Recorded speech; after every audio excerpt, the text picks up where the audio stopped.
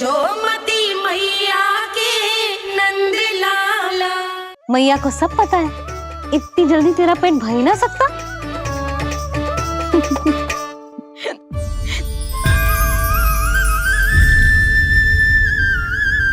ये क्या है लल्ला? ये क्या था तेरे मुंह में, दिखा। ओहो, मैं तो भूल ही गया था कि मेरे भीतर ही तो सारी सृष्टि समाई हुई है। मैया ने उसकी झलक देख ली, अब क्या होगा? क्या हुआ यशोदा? सुनो जी, जी हमारे लल्ला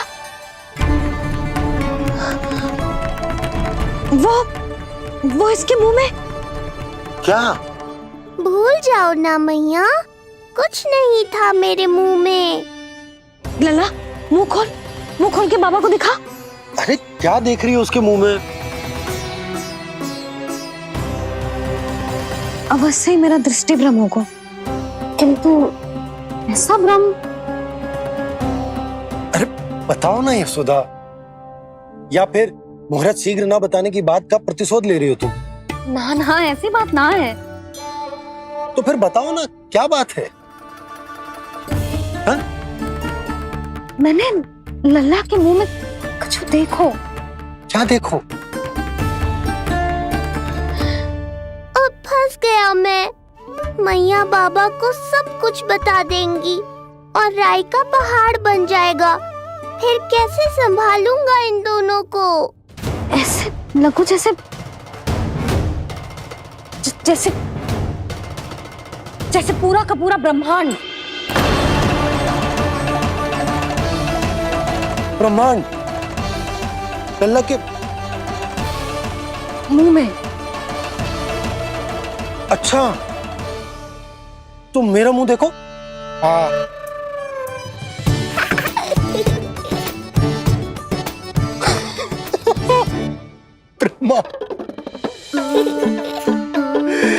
यशोदा, मुझे पता था आप मेरा उपहास उड़ाओगे। अरे नहीं, तुम देखो तो सही।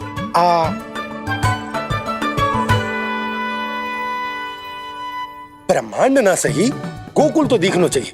अरे गोकुल को राजा हूं मैं, है कि ना? है? देखो, अरे देखो।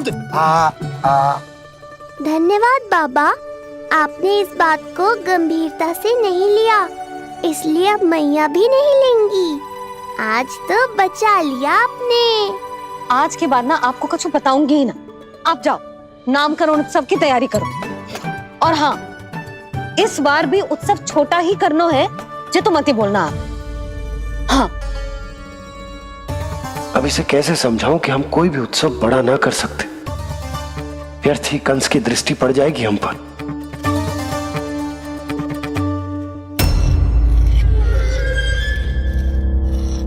लगता है आपके सैनिक और तलवार दोनों की धार कुंद पड़ गई है महाराज।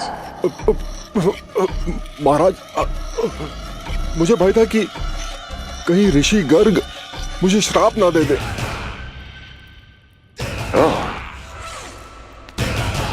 तो श्राप से भयभीत हो गए दुर्जन, किंतु कंस तो कोई श्राप नहीं देता, सीधा मृत्यु देता है।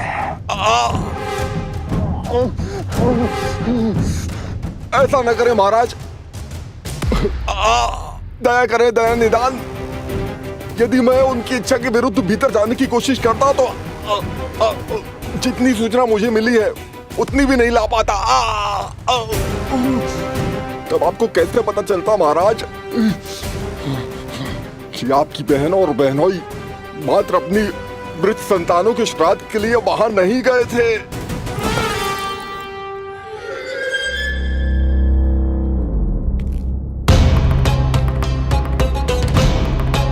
आगे बोलो। पूरी तरह तो नहीं सुन पाया महाराज, किंतु मैंने स्वयं अपने नेत्रों से देखा है महाराज। राजकुमारी देवकी ने ऋषि गर्ग के हाथ में कुछ दिया था। ये सत्य है महाराज, और ऋषि गर्ग ने उन दोनों को वचन भी दिया था, सही समय की प्रतीक्षा कीजिए राजन, आपके दोनों कार्य पूर्ण होंगे। महाराज, मैं आपका सबसे विश्वसनीय सेवक हूं। आपके हर आदेश का पालन करना मेरा अधिकार है और मैंने अपने अधिकारों का पालन किया भी है महाराज। किंतु फिर भी यदि मेरी ओर से कोई भूल हुई हो, मुझे क्षमा करे दयानिदान, मुझे क्षमा करे। इसका अर्थ है कि उत्कच सही कह रहा था। वो दोनों अवश्य ही कोई ना कोई षड्यंत्र रच रहे हैं मेरे विरुद्ध। समय आ गया है, अब मुझे किसी ऐसे की खोज करनी होगी जो उतना ही शक्तिशाली हो जितनी की मेरी ये तलवार।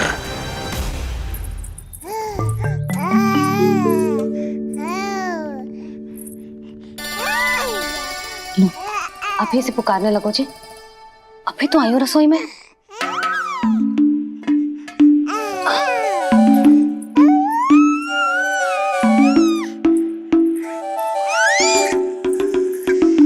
शीघ्र ही तुझे भी अपने बाबा का हाथ बटाना पड़ेगा, समझ रहे हो ना?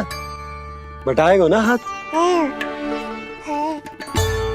अभी जो 100 दिन का भी ना हो और जिस नन्हे से बालक को काम काज का भार सौंपने की बात करने लगे। काम का नाम सुनते ही मुख से स्वर ना निकल रहे तेरे। अभी तो बड़ा ऊ कर रहा था। बता, हाथ बटाएगो कि ना? अरे बता ना।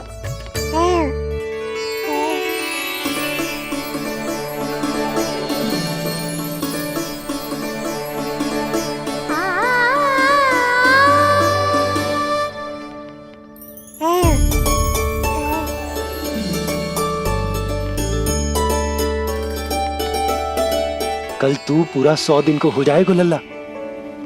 पंडित जी आएंगे, तुझे नया नाम मिलेगा। देखो तो मन में तो इनके भी कितना उत्साह भरो है, बस दृष्टि में मैं ही आती हूँ। और कल तुझे वो नाम मिलेगा लल्ला जिससे पूरा संसार तुझे पहचानेगा।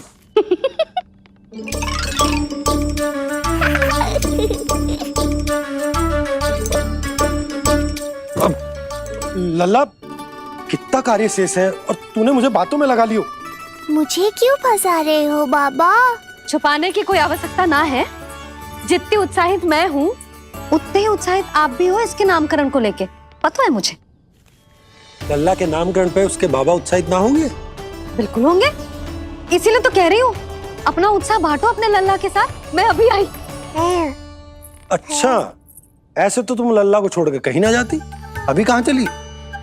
रोहिणी जिज्जी के पास, और कहाँ? लल्ला और उसके दाऊ के नामकरण की तैयारी करनी है कि ना? कितने लोगों को आमंत्रित करना है, कितने प्रकार की मिठाइयां बनानी है, ढोल वाले को कितने बजे का समय देना है, ये सब सुनिश्चित करना है ना, ताकि जे उत्सव गोकुल का सबसे बड़ा उत्सव हो। अरे सूची देनी है जिज्जी को।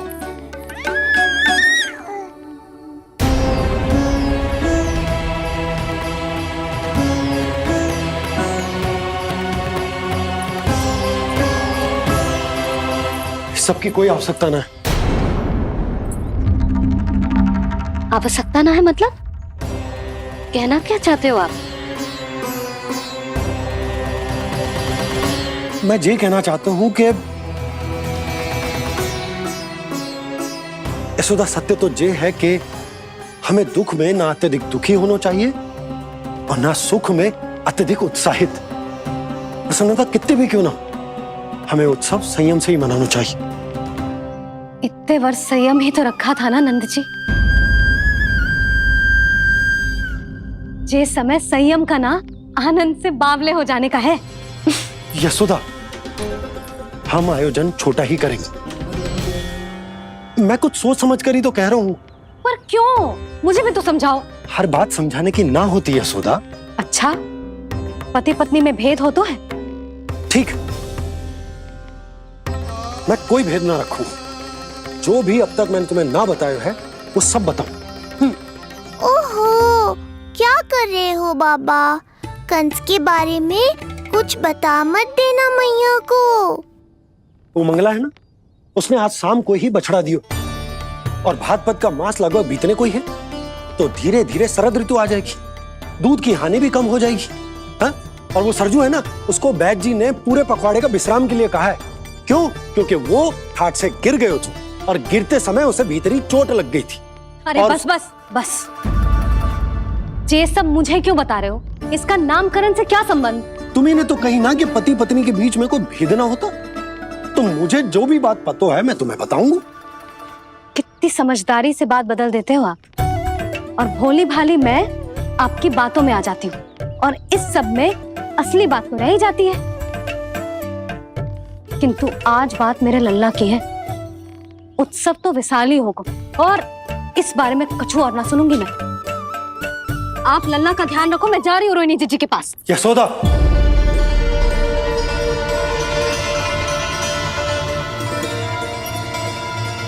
बात केवल सुनने की ना होती, उसे समझना भी पड़ता है।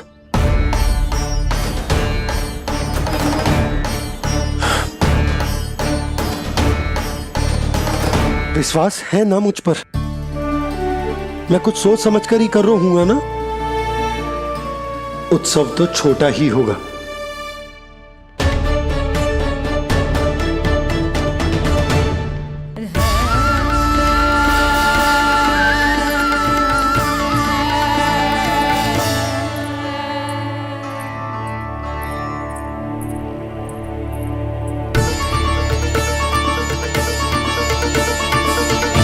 क्षमा करना लल्ला, तेरी मैया को डांटना पड़ गया।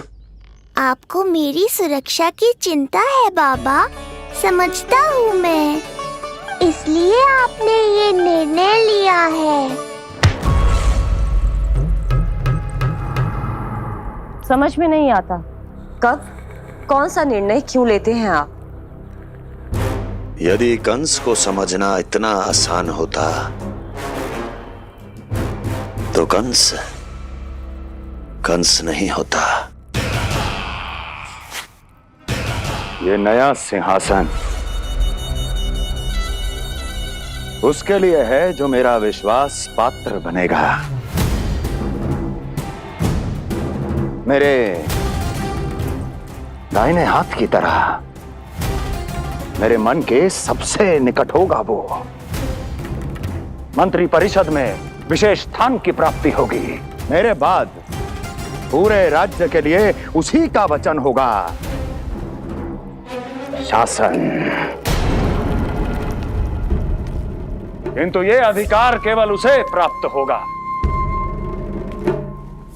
जो मेरी परीक्षा में उत्तीर्ण होगा। मेरा सबसे महत्वपूर्ण कार्य करेगा वो। इसलिए जाओ, कह दो सभी बाहुबलियों को, महाबलियों को, दैत्यों को, दानवों को, प्रेतों को, पिशाचों को, सभी को यह सूचना दे दो ना ना ना ना, सूचना नहीं, चुनौती दो कि यदि साहस है तो आए, मेरी परीक्षा में उत्तीर्ण हो और इस सिंहासन पर बैठने का अधिकार प्राप्त कर ले। जाओ। और हां, ये अवश्य कहना कि केवल वही आए जिनके हृदय में साहस का ज्वालामुखी धधकता हो, जिनकी तलवारें पर्वतों का सीना चीरने को व्याकुल हो, जिनकी संकल्प शक्ति इतनी दृढ़ हो कि मृत्यु से टक्कर ले लें। कायर नहीं चाहिए मुझे। जाओ। महाराज, आप जिसे भी ये विशेष पद देंगे, भविष्य में यदि वही हमारे शीश पर बैठ गया तो क्या करेंगे आप? पहले ऐसा कोई योद्धा सामने तो आए अस्ति जो उस विष्णु के अवतार का संहार कर सके।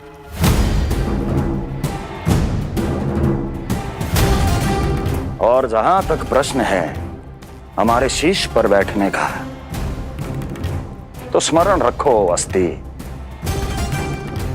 कंस को अच्छी तरह आता है ऐसे दुस्साहसियों को बीच दरबार में खड़ा करके अपनी उंगलियों के संकेत पर नृत्य करवाना। ता दीर्घ ता।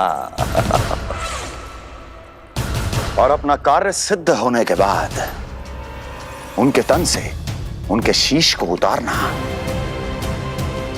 कंस को भली भांति आता है।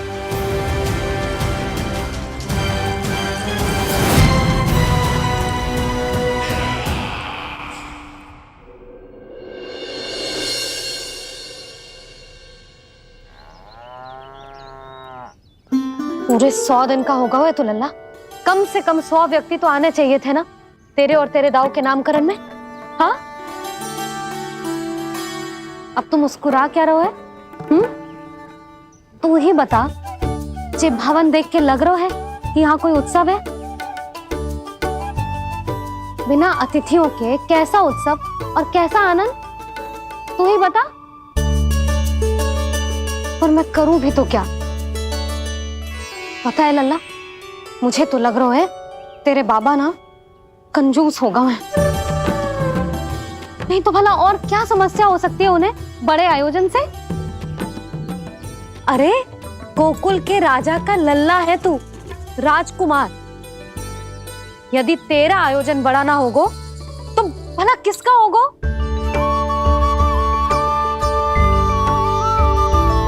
मेरी ही भूल है, मैं भोली हूं, इसीलिए व्यर्थ में तेरे बाबा की बातों में आ गई। मैं भोली हूं ना, व्यर्थ में उनका कहा मान गई। किंतु अब ना मैं कोई मांग रखूंगी, ना मैं उनसे बात करूंगी। और कहे देती हूँ लल्ला, सावधान जो इस बार तू बीच में आया तो। हाँ नहीं तो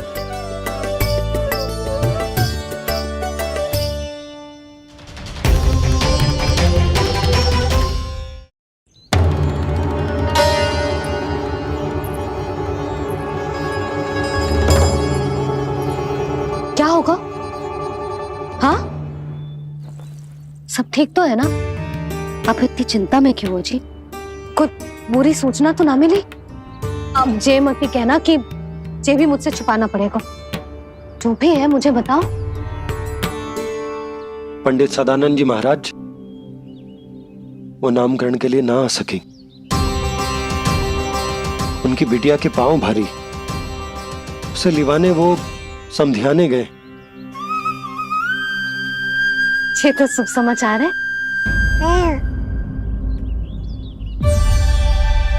किंतु मेरे लल्ला का नामकरण अब वो सही मुहूर्त पे कैसे होगा? वही तो समझ ना आ रहा। ऐसे मन छोटा करने की आवश्यकता नहीं है मैया बाबा। आप दोनों तो स्वागत की तैयारी करो, आ रहे हैं वो।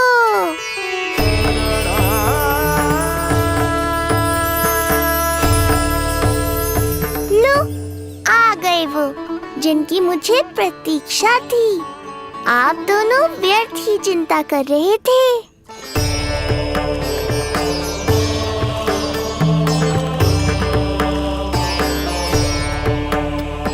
अब कौन करेगा मेरे लल्ला का नामकरण? ऋषि गर्ग, नंदराज, रानी भाभी, महान ऋषि गर्ग हमारे गांव में पधारे हैं।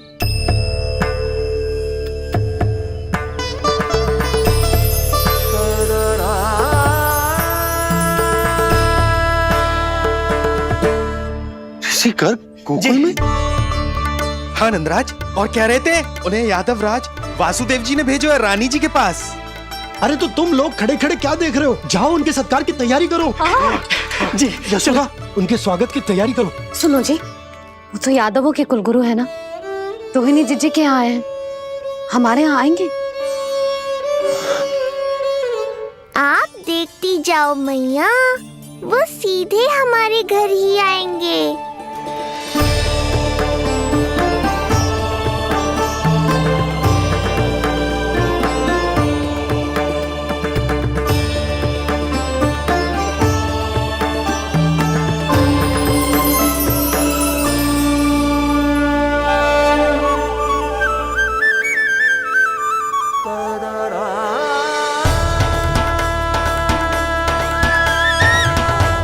ये क्या हो रहा है मुझे?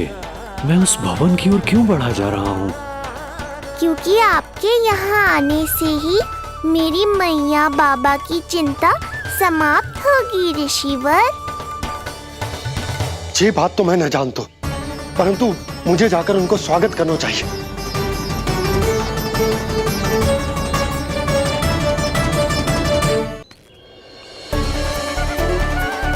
गुरुदेव, कल्याण हो। भगवान श्री नारायण के महान भक्त आज हमारे गांव में पधारे। हमारा जीवन सफल है गयो आज। वो भवन आपका है नंदराज? आपके शुभ चरण पड़ेंगे तो हमारा जय भवन पवित्र हो जाएगा। इतने बड़ी ऋषि अगर हमारे घर पधारेंगे तो हमारे तो भाग्य ही संवर जाएंगे। मैया आपके दर्शन को तरस रही है ऋषिवर। संकोच मत कीजिए, अब आप ही जाइए।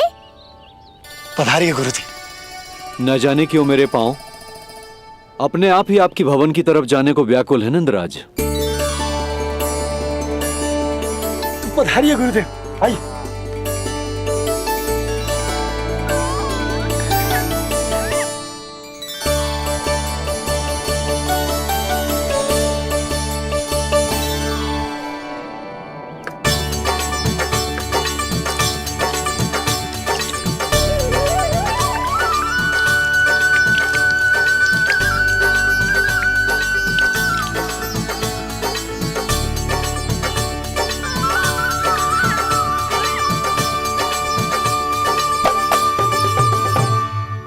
कल्याण हो।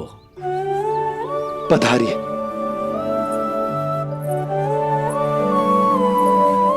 आया तो था मैं रानी रोहिणी के भवन में, पर पता नहीं कैसे यहाँ खींचा चला आया। विराजिए गुरुदेव। महाराज, आप इसे भी रोहिणी जिज्जी का ही घर समझिए। मैं अब भी बुलाकर लाती हूँ। महाराज, ये हमारा सौभाग्य है कि आपने यहाँ आना स्वीकार किया। कहिए, क्या सेवा करूं मैं आपकी? मुझे आपके भाई वासुदेव ने भेजा है नंदराज।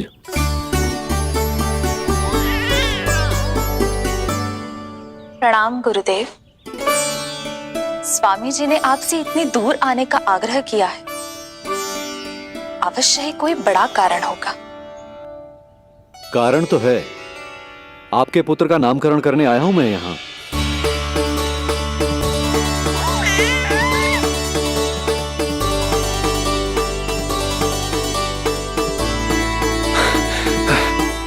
ऋषिवर, तब तो आप अत्यंत ही शुभ दिन पधारे। आज का ही मुहूर्त निकलो है भाभी के लल्ला और हमारे लल्ला के नामकरण के लिए। हम तो पंडित जी गांव से बाहर हैं, इसीलिए आप। अब तो आप यहाँ आ गए हो, आप हमारे भी लल्ला का नामकरण कर दो ना। पुत्री, ये क्या कह रही हो तुम?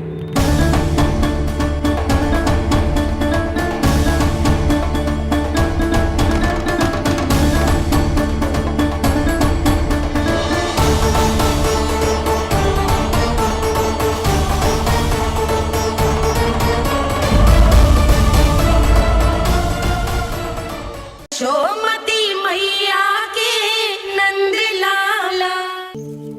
आप हमारे भी लल्ला का नामकरण कर दो ना। पुत्री, ये क्या कह रही हो तुम? विनती कर रही हूँ, और मेरी जे आग्रह अस्वीकार मत ही करो। आप दोनों भाइयों का नामकरण एक साथ हो जाएगा।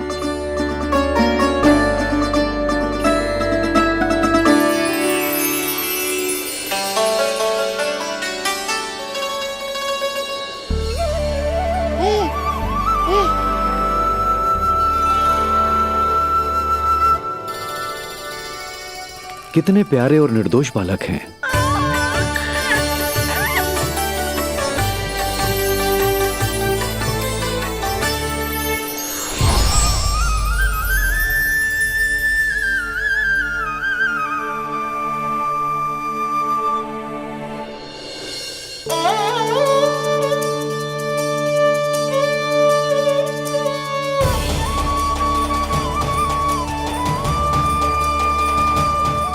दोनों को देखकर गुरुदेव की आंखों में आंसू क्यों आ गए?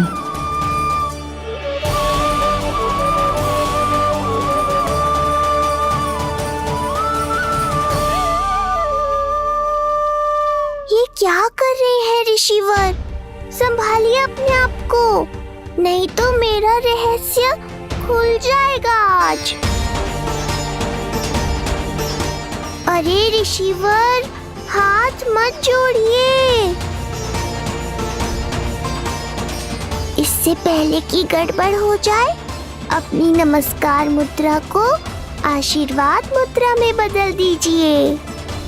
बात को समझिए, मैंने ये अवतार मैया और लल्ला के अद्भुत संबंध का अनुभव करने के लिए लिया है, पर आपकी भावुकता के कारण यदि मैया को मेरा सत्य पता चल गया तो ये संबंध ही बदल जाएगा।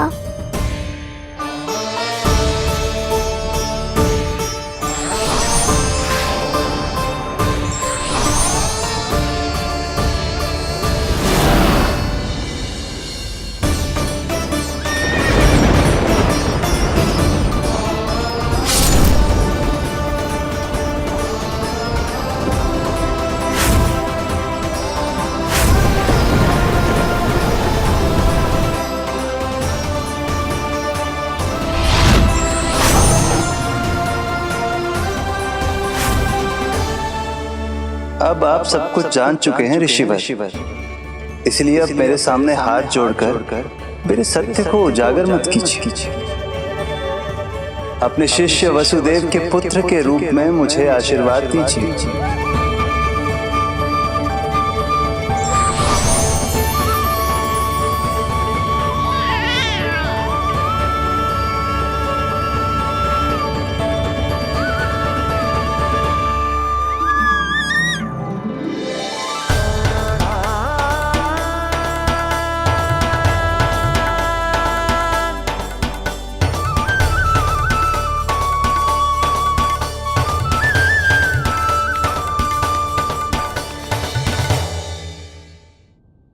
ऋषिवर, आप मौन क्यों हैं? और आपकी आंखों में आंसू? सब कुछ ठीक है ना? अब तो आप हमारे लल्ला का नामकरण करोगे ना? इन दोनों का नामकरण करना मेरा सौभाग्य होगा पुत्री।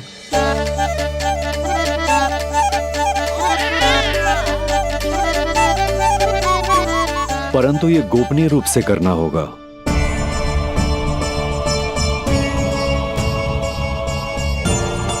अवश्य ही स्वामी का आग्रह होगा,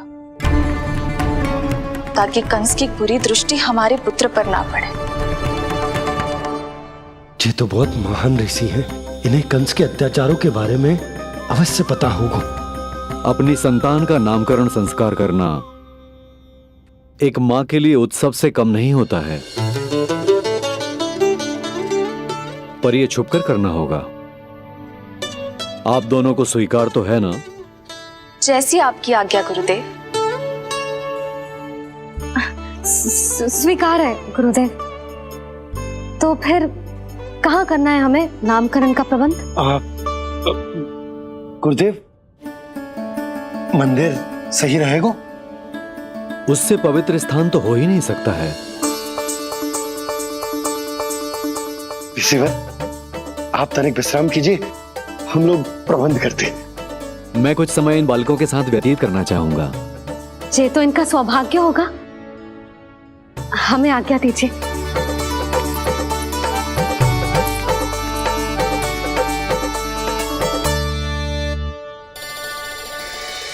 प्रभु, स्वयं भगवान होकर भी आपको बंदी गृह में जन्म लेना पड़ा।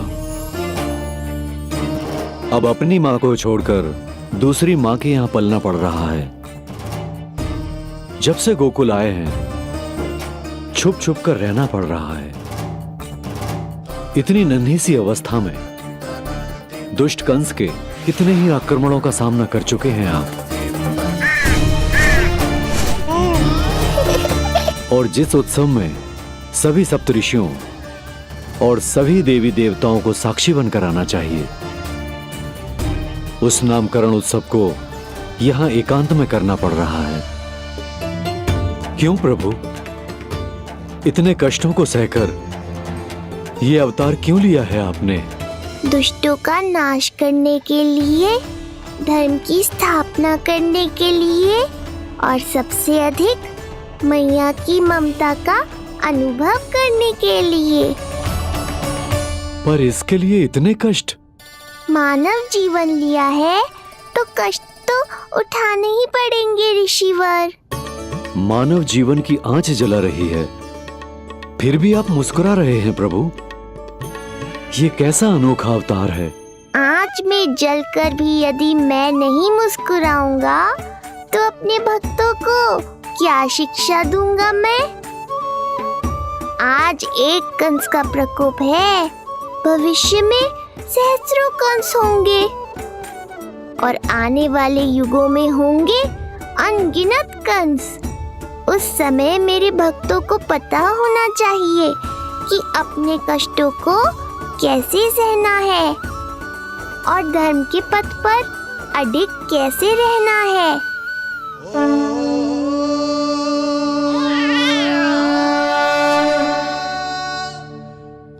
आप धन्य हैं प्रभु। देखा अस्ति, जब सिंह दहाड़ता है तो वन के सभी जीव जंतु इकट्ठे हो ही जाते हैं।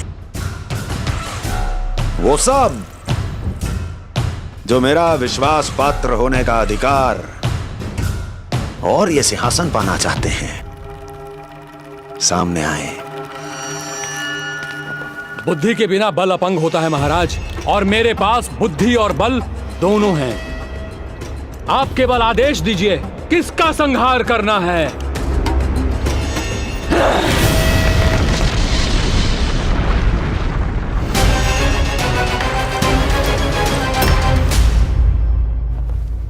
सारी तैयारी हो गई। बोलो। आप गुरुदेव को बुला लो, मैं रोहिणी जीजी और बालकों को ले आती हूँ। यशोदा, तुम रुष्ट तो ना हो ना मुझसे? मैं भला रुष्ट क्यों होने लगी? नहीं, तुम जो उत्सव बड़े धूमधाम से करना चाहती थी और बहुत प्रसन्न हूँ मैं कि हमारे लल्ला का नामकरण स्वयं ऋषि गर्ग पूरे विधि विधान से कर रहे हैं। मैं समझ गई, उत्सव बड़ा हो या ना हो, प्रसन्नता बड़ी होनी चाहिए। अरे मैं तो इतनी उत्साहित हूँ कि दोनों भाइयों का नामकरण आज के शुभ मुहूर्त पे हो रहे हैं। तो इससे पहले जो बीत जाए, जाओ। आप ही बुला लो।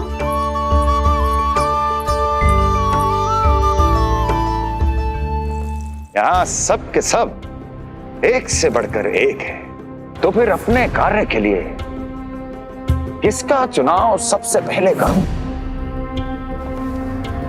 मेरा सामर्थ्य तो आपने अभी तक देखा ही नहीं महाराज। चुटकी बजाकर शत्रुओं का विनाश कर सकता हूं मैं।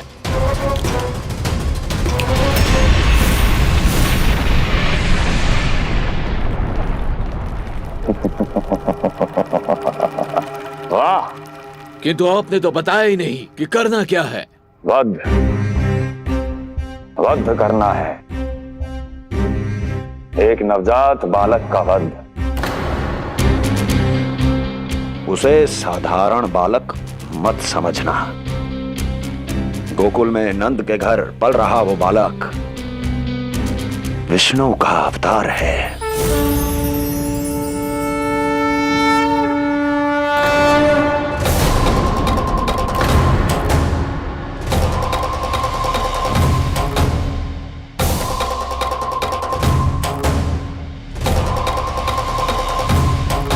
क्या हुआ? इतना सन्नाटा क्यों छा गया? क्षमा कीजिए महाराज, पर मैं नन्हे बालकों के साथ हिंसा नहीं करता। कृष्ण अवतार बड़ा छलिया है महाराज, मैं उसका मुख भी नहीं देखना चाहता।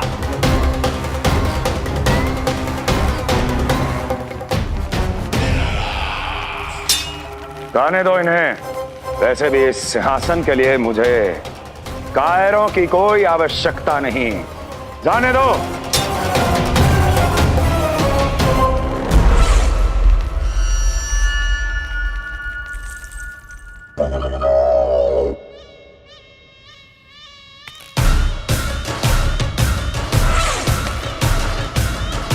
दुर्जन, क्या कहा था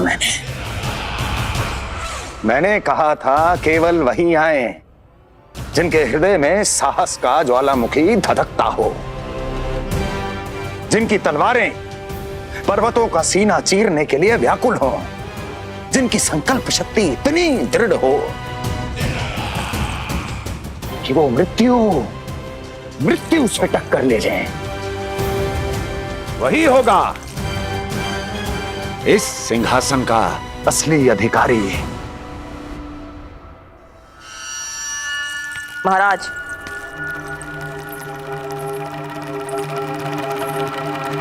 ना तो आपके दिए इस सम्मान का कोई मूल्य रह गया है और ना ही आपके भय का।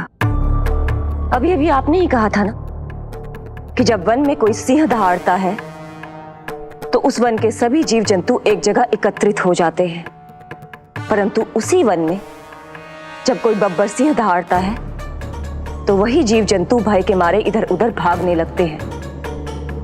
निश्चित ही वो बालक इन सब के लिए बब्बर सिंह बन चुका है। उसका भय हमारे साम्राज्य की नींव हिला रहा है महाराज।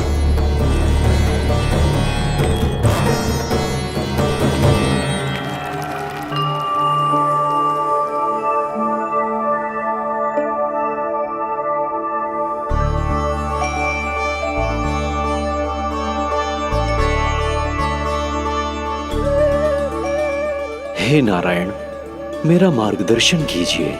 हे मां सरस्वती, मुझे आशीर्वाद दीजिए ताकि मैं दोनों बालकों के लिए सर्वोत्तम नामों का चुनाव कर पाऊं।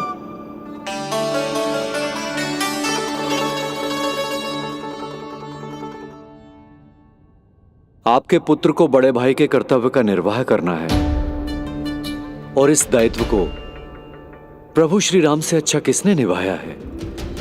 जैसा अटूट संबंध उनका अपने भाइयों के साथ था, मैं श्री नारायण से प्रार्थना करता हूं कि वैसा ही प्रेमपूर्ण संबंध इसका भी अपने छोटे भाई के साथ हो।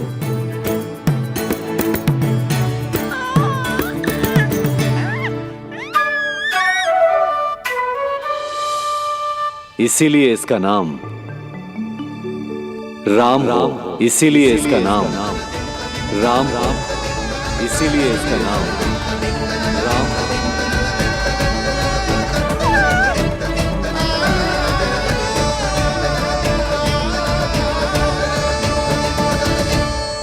बड़े भाई में आदर्श, न्याय, संकल्प बल के साथ साथ शारीरिक बल भी होना चाहिए। मैं देख पा रहा हूं ये बालक इन सब बलों के लिए जाना जाएगा। इसलिए जो नाम इसके व्यक्तित्व के लिए सबसे उचित है वो है बलराम। बलराम, बलराम।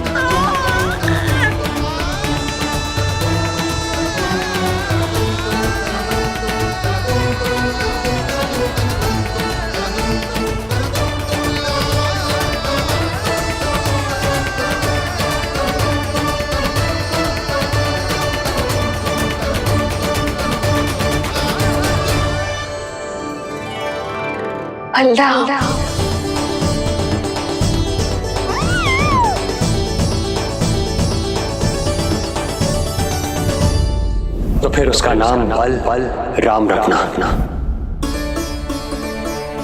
कैसा अद्भुत संयोग है रिसीवर।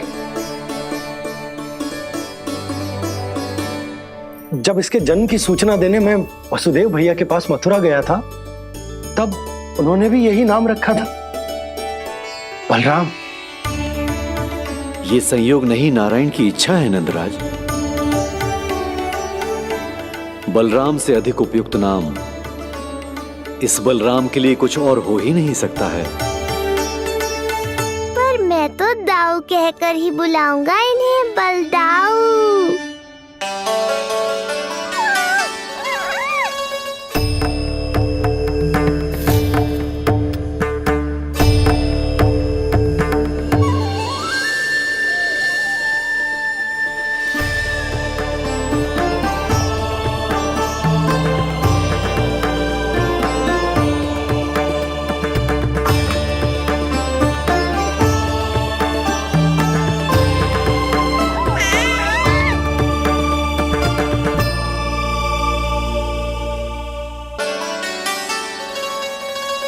सुना पुत्र, आज से तुम्हारा नाम होगा बलराम।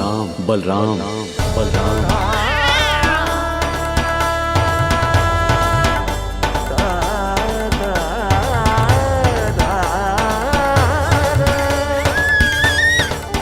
गुरुदेव, कितना अद्भुत नाम दिया है आपने इसे। अब मेरे लल्ला को भी ऐसा ही कोई उत्तम सा नाम दे दो।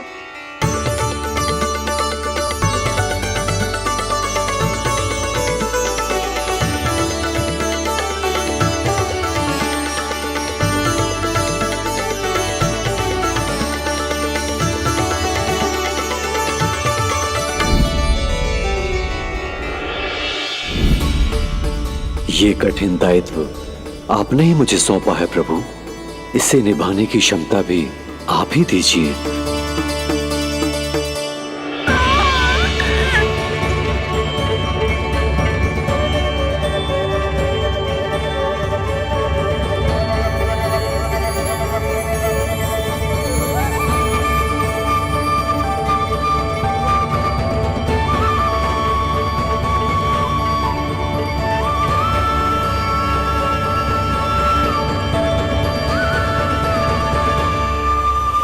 कृष्ण कृष्ण कृष्ण कृष्ण कृष्ण कृष्ण कृष्ण कृष्ण कृष्ण।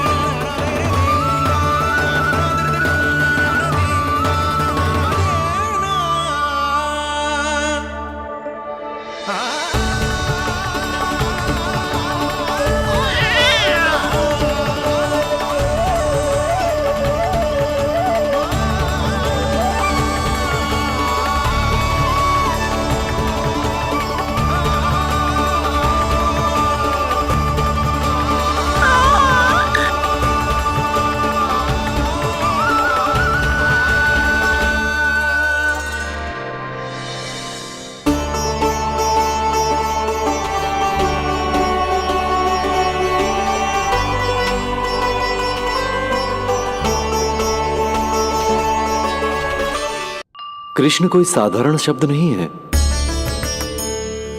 ये अनेक विशेषताओं से भरा हुआ है। क बना है कमलकांत से, अर्थात वो जो श्रीपति विष्णु जैसा हो।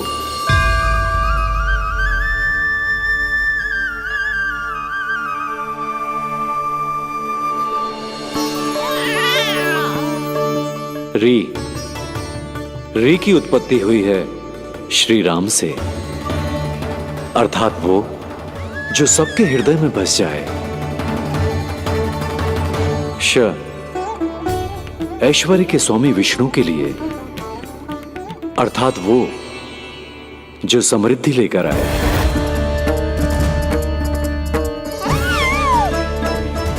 और ना है नरसिंह के लिए, अर्थात वो जो रक्षा करे।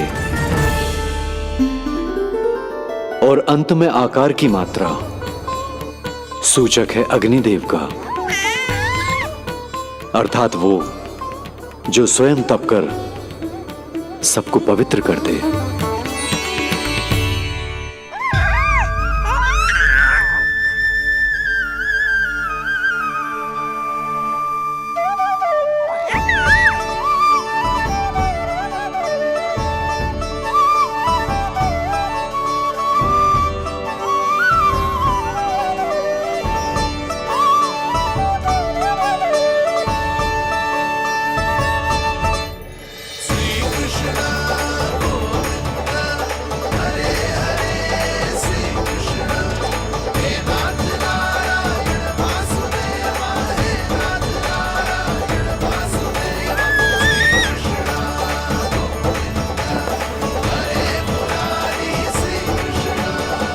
आज से तुम्हें सारा संसार जिस नाम से पहचानेगा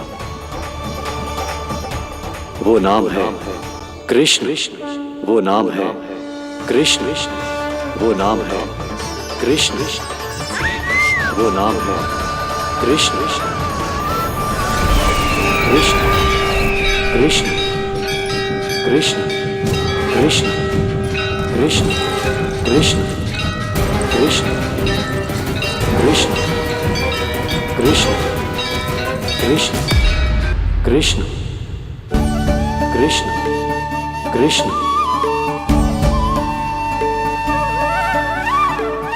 यशोमती मैया के नंद लाला, यशोमती मैया के नंद लाला। असुरी कार्य करने वालों के लिए कृष्ण नाम का अर्थ एक और भी होगा। वो घनी अंधेरी रात जिसमें इसने जन्म लिया, पर इससे जो प्रेम करते हैं उन सभी के लिए कृष्ण नाम का अर्थ होगा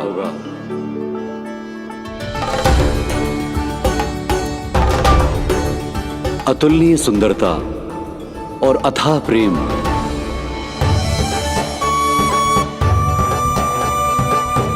इन दोनों विशेषताओं का साक्षात स्वरूप होगा ये कृष्ण।